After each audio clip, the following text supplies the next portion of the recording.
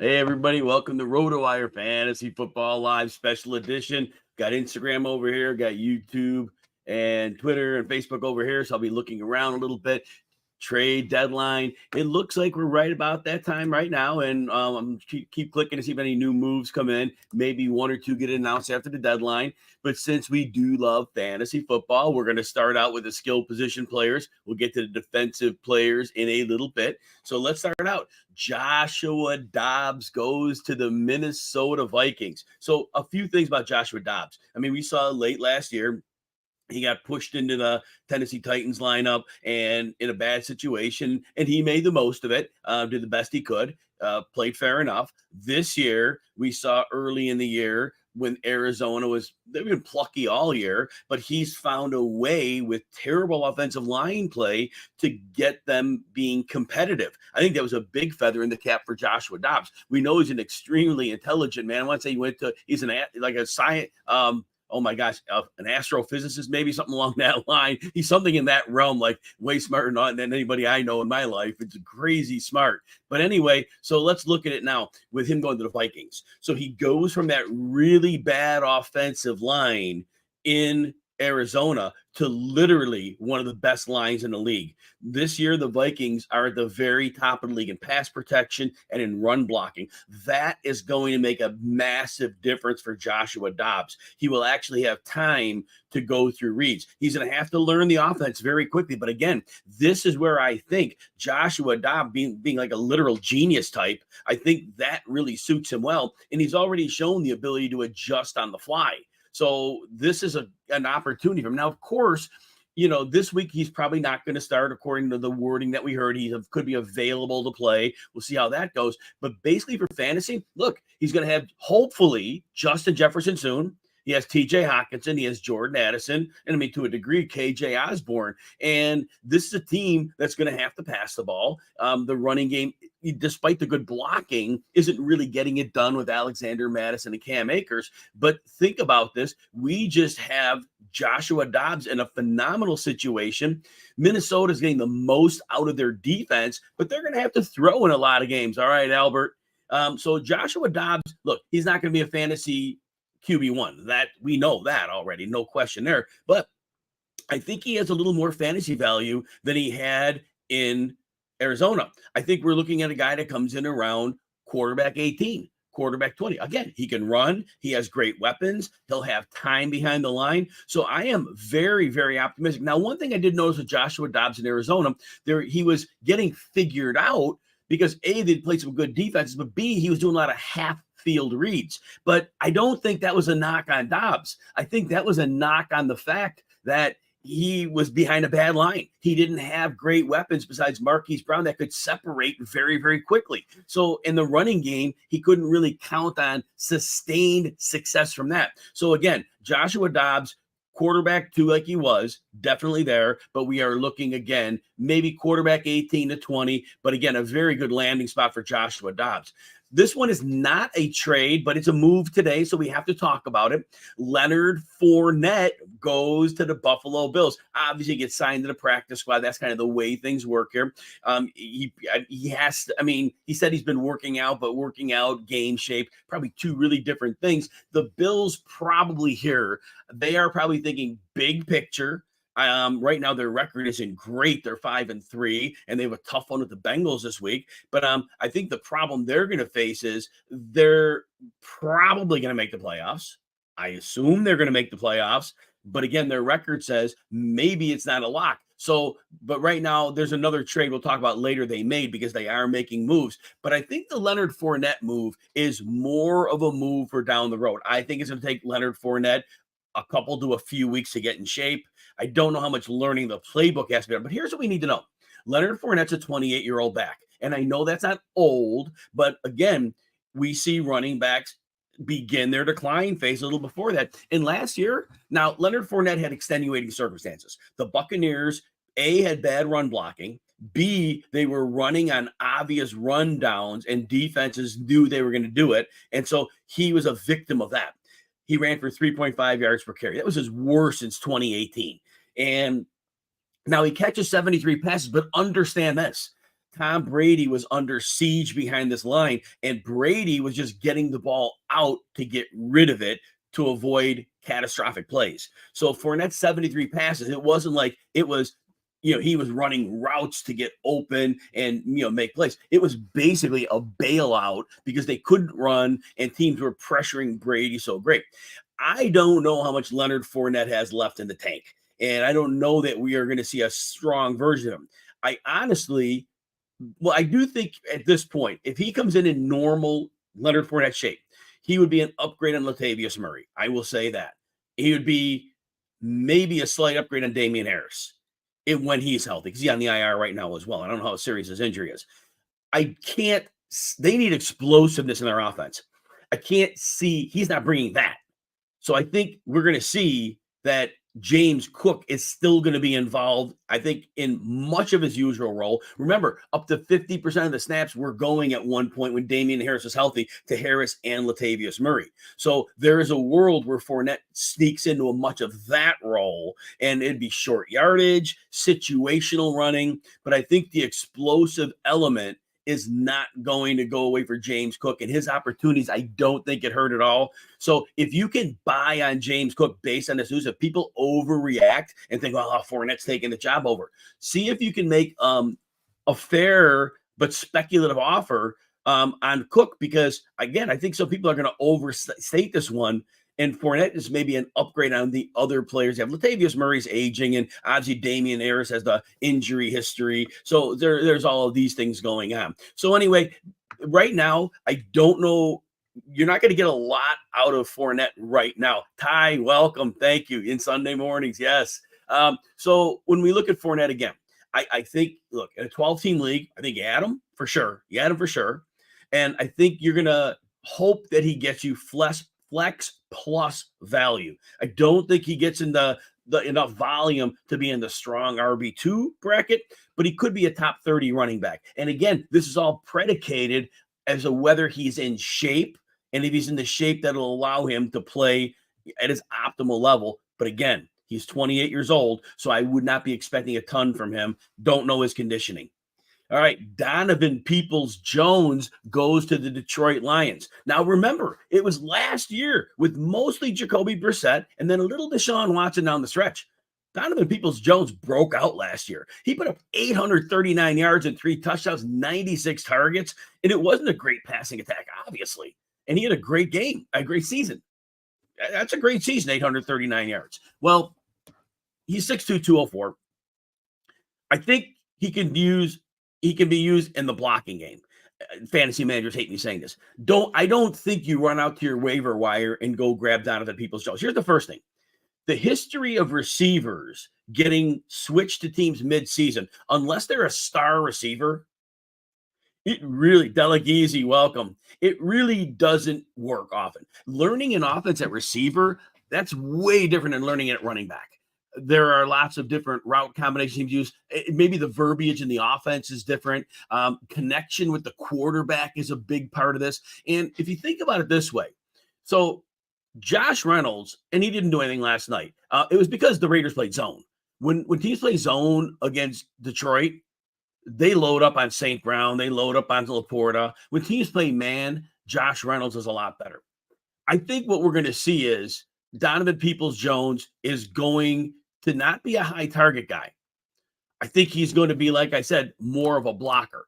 And again, I don't think we're going to look at him as a player that's going to make a fantasy impact at all. So I would leave him on the waiver. If you're in a 14-team league with 3 flexes, all right, maybe you're in that stratosphere where maybe within 3 weeks he does a little something, but I really don't think that's going to be his role here. I think the roles are pretty set on offense, and I don't think he overcomes anything ahead of him. The Marvin Jones role that was there for a little bit. But you see, Jameson Williams is still going to get his snaps. And then I know that Dan Campbell isn't happy with him, but I think it's more like the passing down snaps go to Jameson Williams, the run down snaps where they need the receiver to block, I think those might go to DPJ, Donovan Peoples-Jones. So I am not optimistic about that for for fantasy for him. All right. Now, I think, and Johnny D mentioned how tough going for the Adams owners. Yeah, it's been very frustrating. And then we heard the report this morning that Devontae Adams did not request a trade. And I just kind of clicked a refresher. I don't see that any new deals went down, and it's 9 after the hour. So I think we may have what we have unless something was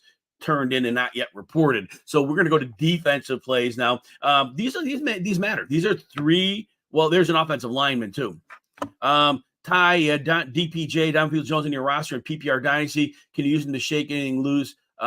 You know what? This is a sell high moment because there are people get really King Ray Torres defensive trade deadline. You are correct. And we're going to talk about these in a moment. Great line there. And Ty, I think this would be a time if you roster Donovan Peoples-Jones in a dynasty league, I think this is a point where you do try to offer him up because some people get really excited at the trade deadline. They're like, oh man, the Lions picked him up. The Lions have a robust offense. They get these delusions of grandeur of what they think it will be. This is a great opportunity to maybe get something more than he would be worth. And the question for Delaghese asks, is Jamison Williams now drop him? I don't think his role changes. His role, see, here's the thing. And Jared Goff isn't always the best downfield passer. And he's often, we see Williams, and I keep going back to this, okay? Dan Campbell wears his heart on his sleeve. In the preseason, he made it very clear to us. He said that Jamison Williams needs this training camp. He needs to get a lot of reps. We need him in the preseason games. He got hurt.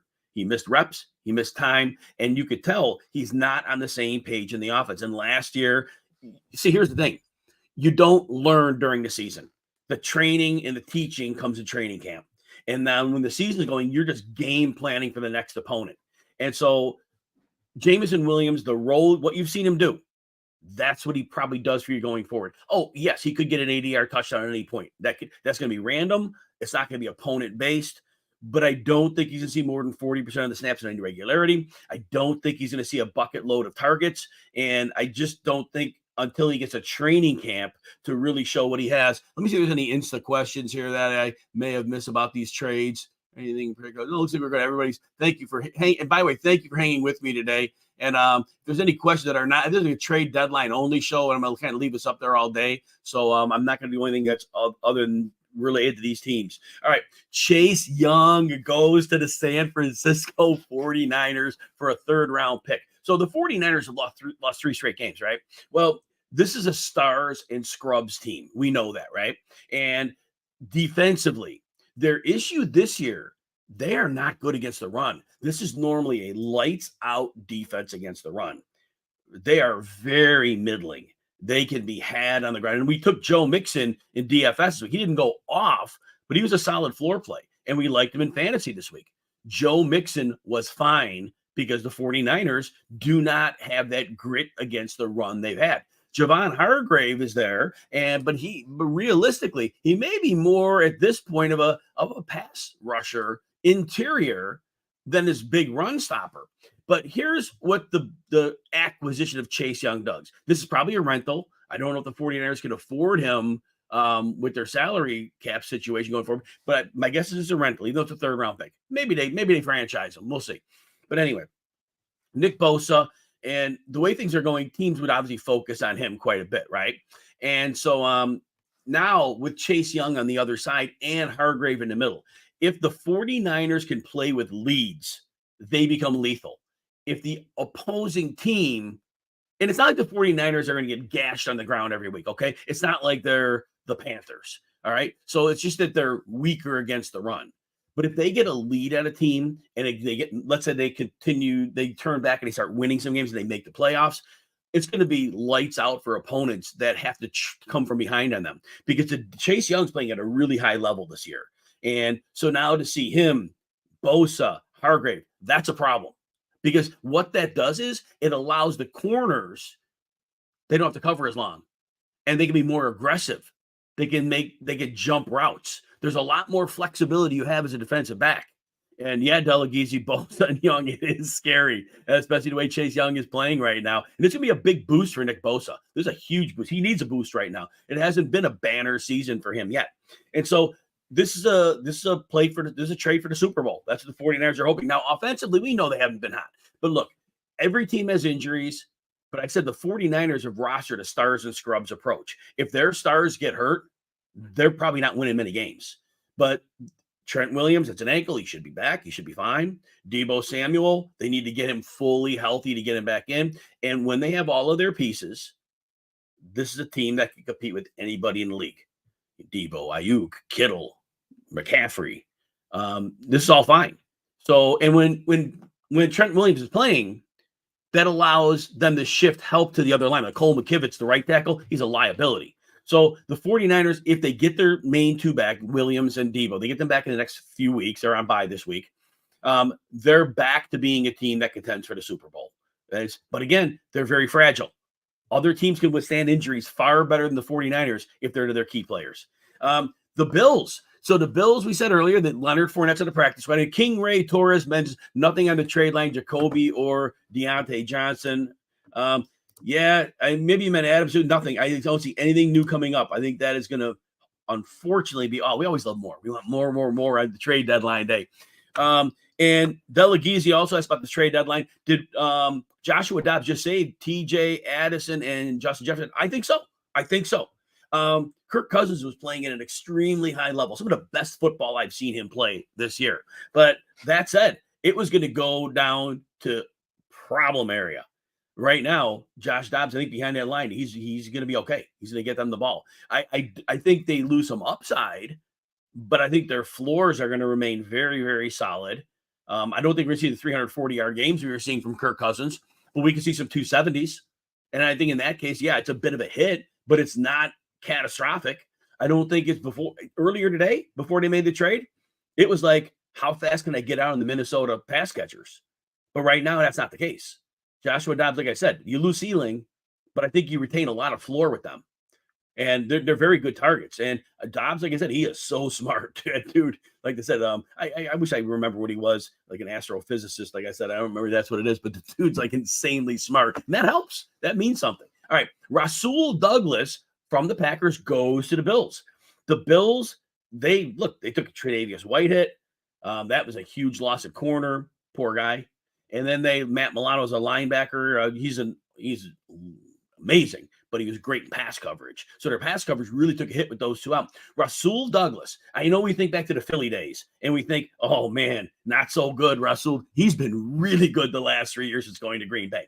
And he plays zone very well. He plays very well in his zone, and they will play more than enough zone in Buffalo. He will fit right in here. Literally, these last 3 years, he's been a very good. This year, I really think he's playing even a step above those last 2 years. He has developed into an excellent cornerback, and that's a position where you can move right in and make a difference. So I think Buffalo, this week he might not play, and that would be nice. Well, maybe he will. Maybe he will.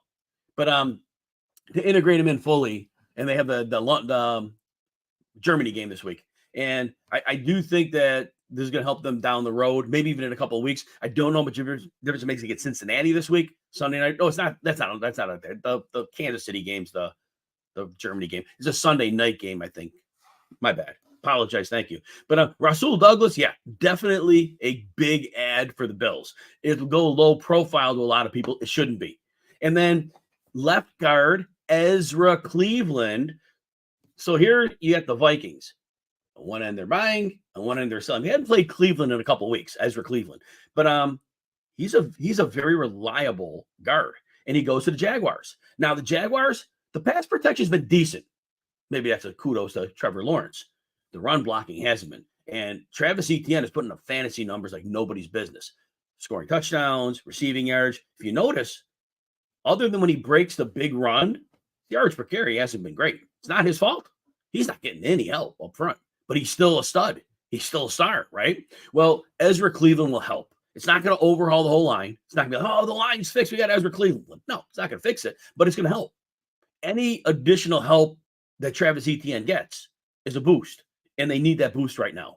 So this is a very, very positive move for the Jaguars to get Ezra Cleveland. And even with the pass pro hasn't been lights out, certainly, but interior help is good to have too. So this is a real net win. It's a small under the radar move for many, but it's not.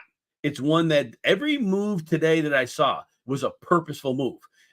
Even the Donovan Peoples-Jones move, that was a purposeful move, because even if he's going to be in there blocking, it doesn't help us for fantasy, but it's going to help them be a better team. And so I do think that there's merit to that. So just a quick recap of everything. And Brian Pope is here. Would I put Dobbs ahead of Minshew and Levis rest of schedule? Here's the thing with Minshew. I have to say, I am surprised that he continues to play at a high level. I'm going to give Shane Steichen a world of credit. And look at, I mean, Minshew's played for some really good coaches. Heck, he played for Steichen before. But he's really getting it done here. And the interior line's been great. Now, he had a great line when he was in Philly. So, I mean, with Minshew, we are always waiting for the bottom to fall out because we have seen year after year after year, the bottom falls out. I'm stunned it hasn't fallen out yet. But so build that in. I just don't think, even though it's been going well, Gardner Minshew has a lot of turnover-worthy places Pro Football Focus calls them. And he makes a lot of critical errors. And he is always inches away from being a catastrophe. So, but Josh Dobbs, I think, is a high floor. And Minshew is going to have to deal with that running game is so good. They're going to have to eventually lean on it more. Like I said, right now, today, the way he's playing today, Minshew is ahead of Dobbs. But if you want to factor in the idea of down the road, now Will Levis, what I want to tell you about Will Levis was this. Great game. Great rookie performance from the first game, his NFL debut. So it was a smart plan of attack by the Titans. Got a big arm. They set him up throwing downfield, and it clicked. Hey, throw the ball to DeAndre Hopkins. Good thing happened, right? They also had him throw some short passes. So good there, right? But they didn't throw intermediate. I think they know that's a weakness of his game. This week, I think he has a great benefit, Will Levis does, because he goes to play Pittsburgh. Short week. So, look, game plans for short weeks, those are getting installed like Monday, quickly on Monday. You don't have time. It's not a week of preparation, right? You can't do it. So, I don't think Pittsburgh got reasonable film to study tendencies and trends based on one game about Will Levis. So, I think Will Levis comes in with a clean slate here. I don't know that Pittsburgh's going to be able to uncover enough that quickly while installing a game plan, right? And then Minkah Fitzpatrick is out, and that's a big deal because if they saw he was throwing deep, they might use him to bait Levis on some deeper throws. Wendy's in the house. Welcome, Wendy. And I see Randy's here. Welcome as well. And so the thing with Will Levis is with no Minkah can't lurk and hide and make these weird looks. So that's what we got to think about, right? So all that said, I think Will Levis is in line for a good game. Will pressure come from Pittsburgh? Likely.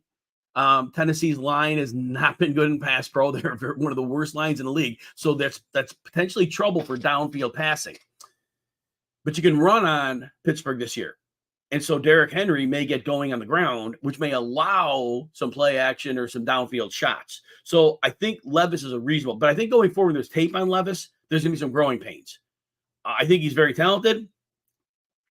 The fact that he was the number 3 for a while means he didn't get some meaningful reps. So I think he's a boom bust play. So to finalize the question here, I think Dobbs would be the safest rest of schedule of those 3 between Levis and Minshew. But if Levis is the real deal after this one game, and again, it's a very tough bar to cross. But I think he could have the most upside because if he gets going and if they get Burks healthy and they can get the ball moved around, there's that. But I would probably think Dobbs is the safest of that trio. All right, see what else we have here. Randy, I did talk about Donovan Peoples-Jones. Yeah, you'll want to rewind it one. Thank you, Randy. I appreciate that. Now, Delagizi points out what I didn't mention, Donovan Peoples-Jones' impact on what we have left in Cleveland now. So in Cleveland, if Donovan Peoples-Jones was not seeing a lot of targets, I'm going to just go through quickly my notes. He had no targets last week, 3 the prior, 1, 4, 4, and 4. So he was getting 2 to 4 targets a game. And now those were outside targets. I think Cedric Tillman, he could be inside, he could be outside. David Bell. I think one of the young guys does move into his role. Is it possible that means more targets for Donovan Peoples-Jones? Yes, it definitely is possible. But I do think they have young receivers that they want to see what they have. And I know they're not in evaluation mode because they are a team that's in playoff contention. But I think they have to think enough of their young receivers to at least get them on the field and see what they have. So I do think that those targets potentially could go their way. Or we might just see more go to Cooper. But yeah, maybe Njoku gets a 1 target bump a game. That is possible. I like it. And again, Brian Pope, Fitzpatrick. Yeah, I said Minkah's out. Minkah's out in this game. That's huge. Like I said earlier, he would be the guy that would lurk and he would try to trick the quarterback, throw it downfield pass and go pick it off. Without him, Levis has a huge advantage in this game.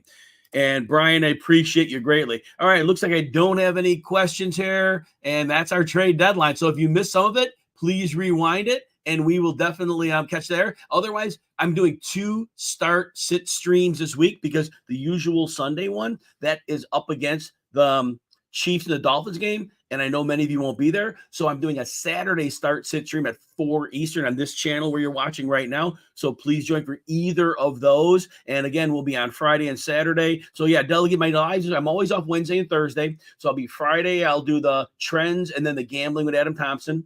On Saturday, always 11 Eastern. I'll be on with John Ryan. Eddie Rodriguez, have a great day as well, man. Thank you. And so Saturday, 11 a.m., John Ryan will do the gambling show, and I'll do DFS. And then, again, Saturday at 4 Eastern, that's one start sit. And then the usual 11 a.m. Eastern on Sunday is the other start sit. You can give me a follow at Jim Coventry NFL. I'll be eternally grateful. If you can hit the like and subscribe button, if you're on RotoWire YouTube, that would be useful as well. And again, feel free to rewind, but there'll be threads coming out this week on my Jim Coventry NFL. So make sure you're following if you want to get those threads and whatever I can share with you. Have a great day, everyone. Hope you enjoyed the trade deadline.